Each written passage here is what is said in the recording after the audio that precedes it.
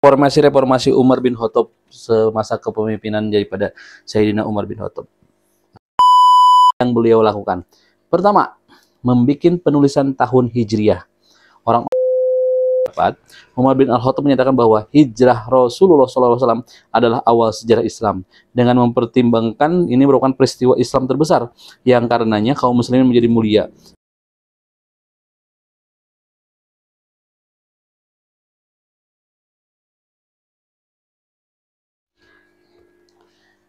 Assalamualaikum warahmatullahi wabarakatuh. Alhamdulillahirrabbilalamin. Wassalatu wassalamu ala rasulillahi ajmain. Amma ba'du. Pertama marilah kita panjatkan puji syukur kita kehadirat Allah Subhanahu wa taala yang mana alhamdulillah masih diberikan sebuah nikmat untuk menjalani aktivitas kegiatan sehari-hari, termasuk salah satunya adalah membaca. Salawat dan salam semoga tetap tercurah limpahkan kepada Nabi besar Muhammad sallallahu alaihi wasallam, kepada para keluarga, para sahabat, tabi'in, atba'ut tabi'in, sampai kepada kita umatnya zaman yang insya Allah mudah-mudahan dijadikan sebagai hamba yang selalu bersyukur kepada Allah Subhanahu wa taala, menjadi hamba yang insya Allah nanti diberikan syafaat oleh Rasulullah SAW. Masih dalam edisi 38 sahabat yang dijamin masuk surga, masih dalam edisi Sayyidina Umar bin Khattab, dan setelah kemarin kita sudah menyampaikan di video sebelumnya tentang keadilan dan perhatian Sayyidina Umar terhadap rakyatnya, sikap rendah hati di video dan terhadap rakyatnya, keadilan dan lain sebagainya. Video ini akan menyampaikan penaklukan Islam di zaman Umar bin Khattab, cuman tidak disampaikan secara detail tentang peperangan yang terjadinya. Mungkin nanti peperangannya kita sampaikan dengan satu kesatuan dengan beberapa buku yang mungkin peperangan yang lebih tebal tentang biografi Sayyidina Umar bin Khattab, serta yang di video ini kita akan coba sampaikan tentang reformasi Umar bin Khattab semasa kepemimpinan daripada Sayyidina Umar bin Khattab. Bismillahirrahmanirrahim. Penaklukan Islam di zaman Umar bin Khattab. Ini ditulis Al-Khulafa Ar-Rasyidin, penulis beberapa ulama, Dr. Nu'man At-Thayyib, Sulaiman Hasan Duwaidir, Dr. Muhammad Abdul Wahad Fadal, Dr. Muhammad Hasbullah, halaman 60 sampai 180. Pertama yaitu melawan kekuatan Persia. Penaklukan Irak dan Persia.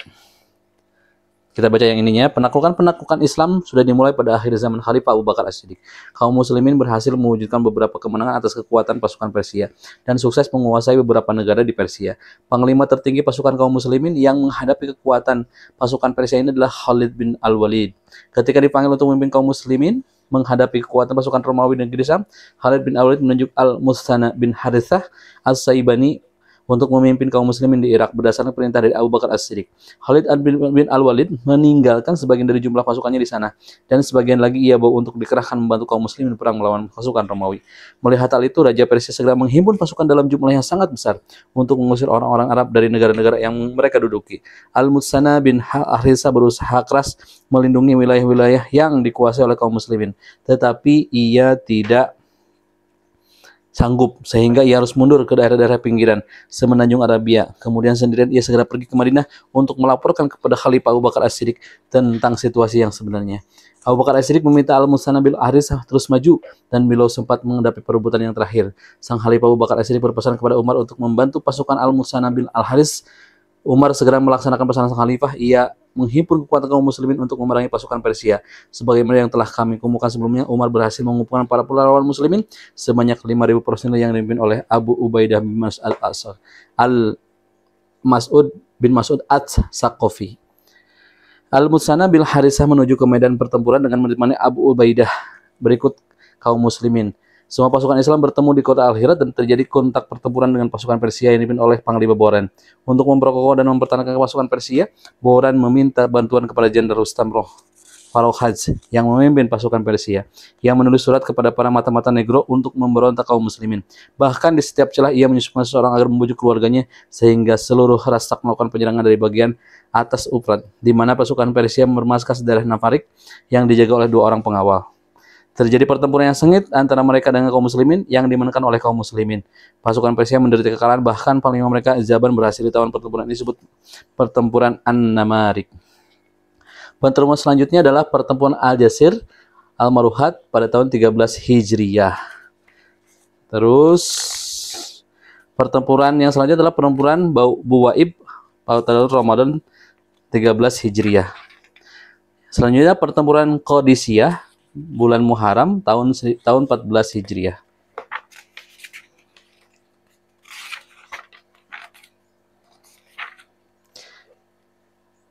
Terus selanjutnya adalah penaklukan Al-Madain 16 Safar 85.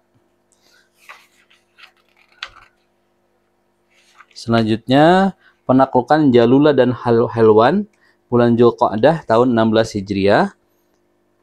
Penaklukan Nahwan, penaklukan segala penaklukan tahun 21 Hijriah.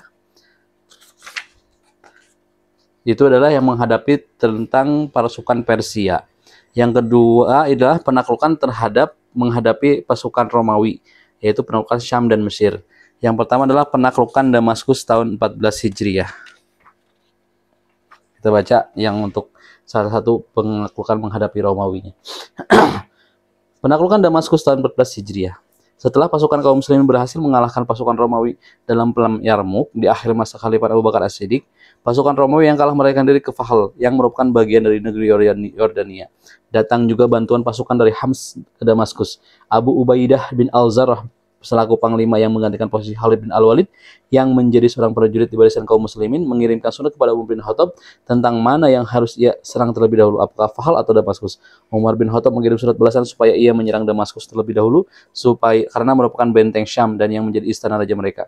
Umar bin Al-Khattab juga memerintahkan Abu Ubaidah supaya mengirimkan rombongan pasukan berkuda ke penduduk Fahal yang disusul dengan serangan kepada mereka. Terus selanjutnya adalah pertempuran Ajnadain dan penaklukan Baitul Maqdis pada tahun 15 Hijriah. Yang selanjutnya penaklukan Mesir pada tahun 21 Hijriah. Pertempuran Ain Syams, penaklukan benteng Babilonia, penaklukan Iskandaria yang merupakan sebuah penaklukan yang sangat dahsyat. Selanjutnya adalah kita baca yang reformasi Umar bin Khattab. Jadi peperangannya nanti kita bacakan satukan dengan biografi daripada Sayyidina Umar bin Khattab yang mungkin lebih mendetail. Reformasi Umar bin Al-Khattab. Masa kekuasaan Umar bin Al-Khattab memangku kekhalifahan adalah masa untuk bekerja, beraktivitas, melakukan reformasi dan membangun, baik di medan eksternal maupun penaklukan yang banyak, atau di medan internal yang banyak menyaksikan reformasi dan pembangunan. Setelah kita membahas tentang penaklukan Islam yang terjadi pada zaman Umar bin Khattab, kita akan membahas reformasi penting yang beliau lakukan. Pertama, membikin penulisan tahun Hijriah. Orang-orang Arab biasa mencatat peristiwa-peristiwa besar seperti tahun gajah, Sumpah Al-Fudul, dan lainnya. Umar bin Al-Khattab merasa bahwa kaum muslimin sangat membutuhkan penentuan waktu yang tepat yang terkait dengan peristiwa besar di antara peristiwa-peristiwa Islam yang agung yang dapat menyatukan perasaan mereka. Ia lalu mengumpulkan para sahabat untuk diajak musyawarah membahas tentang hal itu. Pendapat mereka beragam terkait sekitar sejarah waktu lahirnya Rasulullah SAW atau diutusnya beliau atau wafatnya beliau. Setelah menampung beberapa pendapat, Umar bin Al-Khattab menyatakan bahwa hijrah Rasulullah SAW adalah awal sejarah Islam. Dengan mempertimbangkan ini merupakan peristiwa Islam terbesar, yang karenanya kaum muslimin menjadi mulia dan kuat sehingga mampu menjaga serta menyiarkan dakwah. Umar bin Al-Khattab menjadikan bulan Muharram sebagai awal tahun Hijriyah. Penetapan ini terjadi pada bulan Rabiul Awal tahun ke-16 Hijriah. Yang pertama adalah membuat penulisan tahun Hijriah. Yang kedua, memberlakukan pajak dan membuat instansi. Umar bin Khattab berusaha menghapus tanah tak bertuan di Irak dan tanah di pegunungan. Ia memberlakukan pajak atas tanah dan penarikan jizyah terhadap orang-orang kafir zimmi. Setelah pasukan kaum muslimin berhasil menaklukkan beberapa negara, ia mewajibkan jizyah kepada orang yang kaya sebesar 48 dirham, orang yang berekonomi sedang sebesar 24 dirham, dan orang yang miskin sebesar 12 dirham setiap tahunnya. Ia menyatakan seseorang dari mereka tidak perlu menyetor uang dirham sebulan. Pada zaman Umar bin Khattab, perolehan hasil pajak daerah di Al-Wadi mencapai 120 juta dirham. Yang ketiga adalah menunjuk para hakim dan membuat konstitusi. Umar bin Khattab menaruh perhatian yang cukup besar dalam menegakkan keadilan di tengah-tengah rakyat di seluruh penjuru negara Islam. Karena itulah ia menunjuk atau mengangkat beberapa hakim yang otonom untuk memutuskan perkara di antara manusia. Para gubernur dan para pejabat lainnya biasanya adalah orang-orang yang melakukan hal itu. Umar bin Khattab menunjuk Abu Darda sebagai hakim di Madinah, Shuraih bin Al-Haris Al-Kindi sebagai hakim di Kufah, Qais bin Abul Asami sebagai hakim di Mesir, dan Abu Musa Al-Asy'ari sebagai hakim di Irak. Yang keempat adalah Umar bin Khattab membuat sistem laporan tahunan atas track record para pejabat. Jadi mungkin seperti raport setiap tahunnya atau laporan. Umar bin Khattab sangat antusias dalam menegakkan keadilan dan kesamaan di tengah-tengah seluruh rakyat. Karena itu, ia memerintahkan kepada para jabatnya agar menegakkan keadilan di mana saja di musim haji. Kepada siapapun yang punya keluhan atau diperlakukan zalim oleh mereka, dianjurkan untuk melaporkannya kepadanya, supaya ia bisa memeriksanya sendiri. Dalam hal ini, yang mengatakan, siapapun pejabatku yang berbuat zalim kepada seseorang dan sudah dilaporkan kepadaku, namun aku tidak menindaknya, maka itu sama saja aku menzaliminya. Karena itu, Umar bin Khattab menunjuk Muhammad bin Maslamah untuk menyelidiki pengaduan-pengaduan yang dituduhkan dilakukan oleh para pejabat dan pegawai, dan penyelidikan ini dilakukan secara transparan di hadapan publik. Kelima, membangun rumah logistik dan perbekalan. Keenam, membuat sistem pengawasan pasar dan pengawasan alat-alat pertimbangan. Ketujuh, memperhatikan anak terlantar. Kedelapan, mendirikan kota-kota.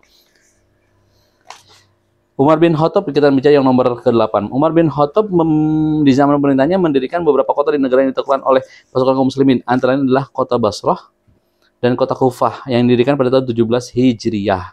Latar belakangnya karena Umar bin Khattab memperhatikan perubahan pada wajah beberapa rombongan delegasi yang menemuinya dari kota Al-Madain setelah penaklukan kota Tikrit. Ia juga memperhatikan orang yang berfisik lemah. Ia bertanya kepada mereka tentang alasan yang mereka menjawab, kami terpengaruh oleh iklim negara.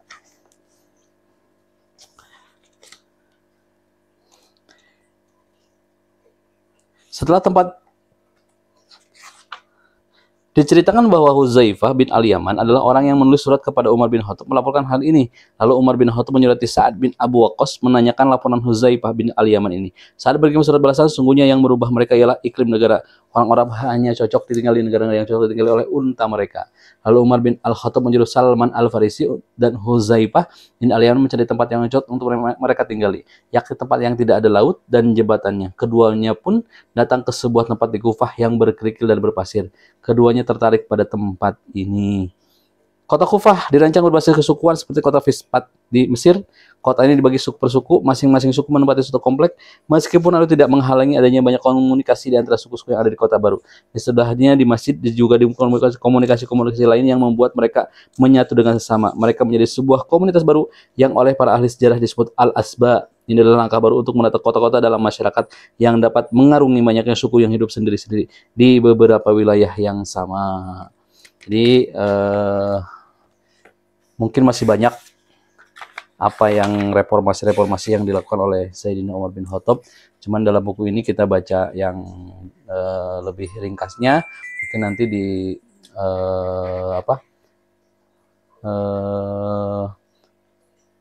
satu hal tentang Umar bin Khattab akan kita baca tentang biografi daripada Sayyidina Umar bin Khattab. Sekali lagi terima kasih. Mudah-mudahan sedikit bisa menemani kegiatan dalam sehari-harinya. Sekali lagi menarik daripada Allah, 38 sahabat yang dijamin masuk surga, karyanya daripada Syekh Salahuddin Mahmud Al-Syaid dan Dr. Muhammad Al-Ghamidi. Ini masih banyak, masih edisi Sayyidina Umar bin Khattab. Jadi ada 10 sahabat yang dijamin masuk surga dan 18 sahabat yang 38, 10 berarti 28 yang menjadi ahli surga. Nanti mungkin perlahan kita baca, karena mungkin yang Khulafaur Rasyidin yang paling banyak, yang menjadikan sebuah hal yang menjadikan mengetahui bahwa para sahabat itu sangat dahsyat perjuangannya di waktu sepeninggalan Rasulullah SAW. Sekali lagi benarnya daripada Allah Subhanahu Wa Taala, salahnya saya pribadi. Wassalamualaikum warahmatullahi wabarakatuh.